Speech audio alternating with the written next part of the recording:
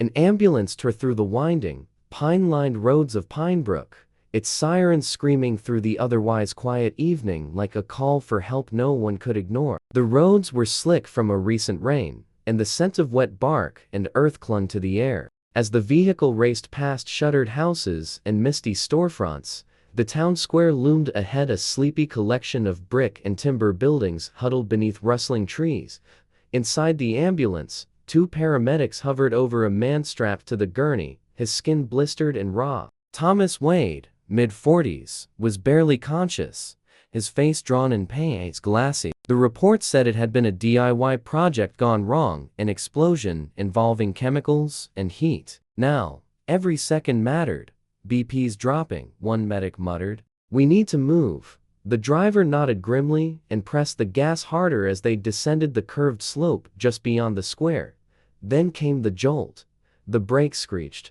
The ambulance fishtailed slightly before skidding to a full stop, tires spitting up water. In the middle of the road stood a German shepherd. He was tall and strong, his fur slicked down from the rain, black and tan clinging tightly to a muscular frame. His ears were sharply pointed, standing rigid. His gaze never wavered from the oncoming vehicle, eyes glowing faintly in the headlights, unreadable but firm. He didn't flinch, didn't bark, didn't move. He looked less like a stray and more like a sentinel, a figure rooted in place, like he'd been assigned to this very stretch of road with intention.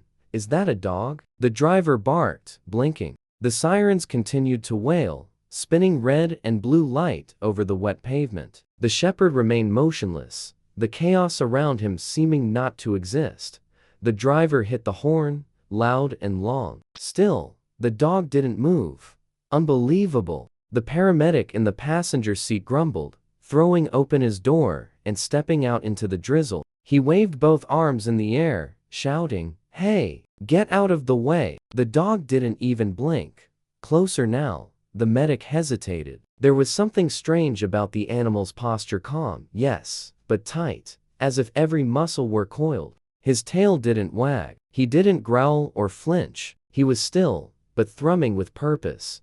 Back in the ambulance, Thomas Wade let out a weak groan, and the heart monitor let out a series of sharp, uneven beeps. The second paramedic rushed to adjust the fur line, shouting vitals that were rapidly heading in the wrong direction. "We can't sit here," the driver snapped, his knuckles white on the steering wheel.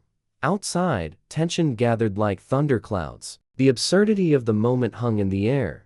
A dying man inside an emergency vehicle, blocked by a single, unmoving dog. As if fate itself had drawn a line in the road. But it wasn't absurd. Not really. Not to the shepherd. He stood in that rain with the conviction of something guarding more than just space. He was watching, measuring, protecting something no one else had noticed. By now, Pinebrook's curiosity had stirred. Porch lights blinked on. Neighbors emerged, bundled in jackets, pulling hoods over their heads. A few kids peeked from behind fences. Cars slowed, and drivers rolled down their windows. One or two started filming on their phones. Confused by the ambulance stopped on the hill and the stoic figure at its center. The shepherd still didn't move. He looked carved from stone, drenched but steady. A teenage boy whistled. Another resident tossed a half-eaten biscuit from his coat pocket. A young girl held out a crust of bread, calling softly, "Here, puppy." Nothing. Then another beep from inside the ambulance, this one more urgent. A red light pulsed steadily. Thomas was slipping further. The paramedics swore under their breath, fingers flying over equipment. The crowd murmured and settled, and then through the soft rain, a voice emerged. Calm, grounded, like a steady beam from a lighthouse. "I've got this." The crowd parted as Nora Mitchell stepped forward. The town's veterinarian, known by every kid and creature within 50 miles. Nora had just locked up her small brick clinic when she noticed the flashing lights and the strange hush in the air. Something in her gut had told her this wasn't a car crash. This wasn't traffic. This was different. She walked slowly toward the shepherd, her raincoat flapping softly around her knees, boots splashing in puddles. Her hands were out, palms forward. Not a hint of fear in her face, only empathy and calm curiosity. She stopped 10 feet from the dog, "Hey there, buddy," she said, her voice low and even. "You're not here by accident, are you?" The shepherd's ears twitched. For the first time, he blinked. Nora took a slow step closer, then knelt carefully on the wet pavement, staying at his level. "You're trying to tell us something, aren't you?" She looked past the dog into the trees, down the slope beside the road. Then she saw it, the faint glint of crumpled metal, half hidden behind the underbrush. "Oh my God," she whispered. "There's another vehicle." The dog turned his head slightly, as if to say finally. Nora sprang to her feet. "There's a crash off the road," she shouted to the ambulance crew. Down the embankment. In an instant, urgency shifted direction. One medic jumped out with a flashlight. The driver called in a second emergency vehicle. Within moments, lights swept through the woods. What they found below would start an investigation, unravel a mystery, and change several lives. But none of it would have happened without the dog. Not a stray, not confused. A guardian, a witness, a warning. "Doing out here," she said gently, crouching a few feet from the dog. The shepherd's ears flicked, his eyes shifted from the ambulance to her face. "You're not trying to cause trouble, are you?" She smiled. She didn't reach for him, not yet. Instead, she simply waited, let him study her. Trust had to be earned. Months passed. Then slowly, the dog stepped toward her, deliberate, hesitant, as if weighing her intentions.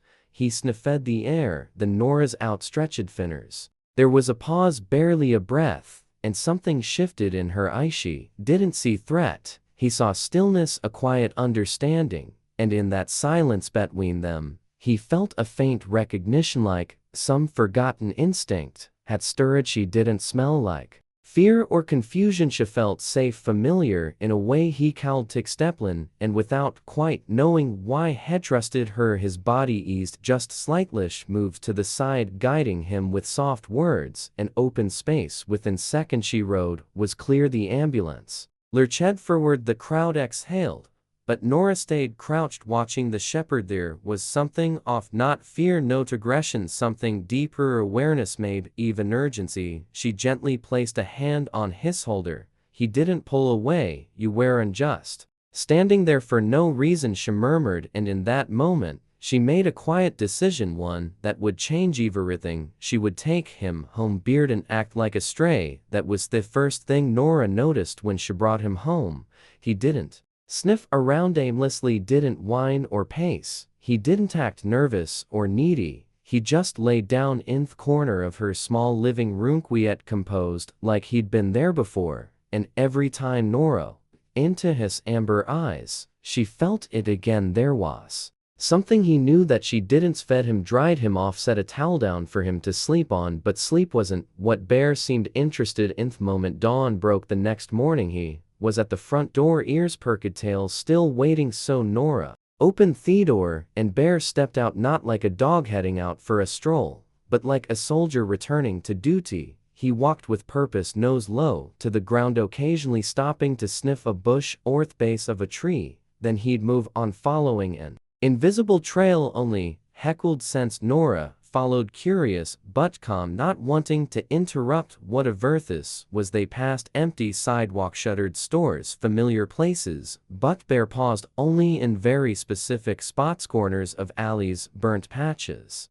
near dumpsters, a half-shared tree stump by the gas station. Every place seemed random, but to Bear it wasn't. Back home, Nora sat down and tried to piece it together. This wasn't just a smart dog, this was a dog with memory, with intention, with training. Then came Saturday, with no appointments at the clinic. Nora decided to let Bear choose the route entirely. This time, he led her to a quiet field near the edge of town. There, nestled in the weeds, Bear began to dig. Moments later, he pulled out something half buried in the dirt, a worn firefighter's cap, dusty but intact, the embroidered Pine Brook Fire Department patch still clinging to the fabric. Beer sat beside it, the cap between his paws, looking up at her. Nora felt a chill. "Where you really?" She picked up the cap, carefully brushing the dirt away. It was clear now. Bear wasn't wandering, he was searching, and whatever he was trying to find wasn't over yet. The firefighter's cast stayed on Nora's kitchen table that night. She couldn't stop looking at it. Weren't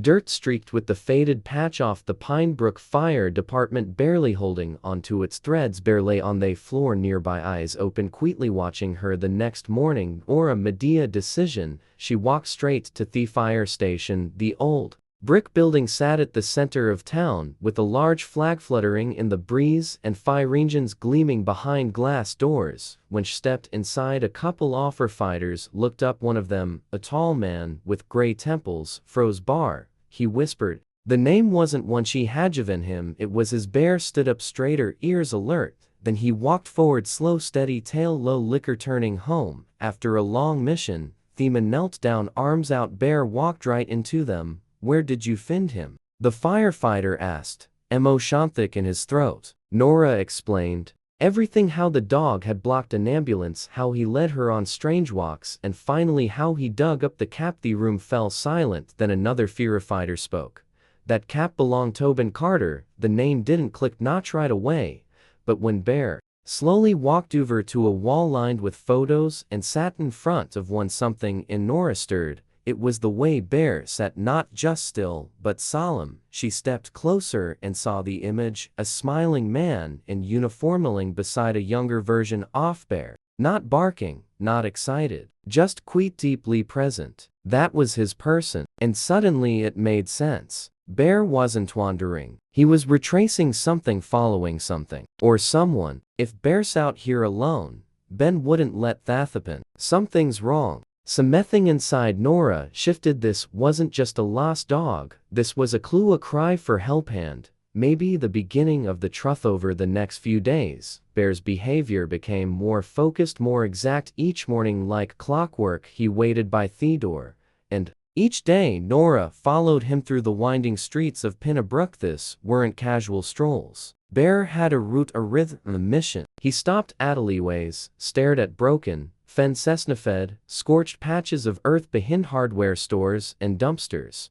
Nora began mapping the locations on a notepad. At first, they seemed disconnected, just old forgotten corners of town, till she looked closer. Each place had a history of fire, small ones never publicized, but recorded. Nora dug through town reports and line, then contacted a friend at City Hall. The records matched Bear's for incidents over the past 6 months.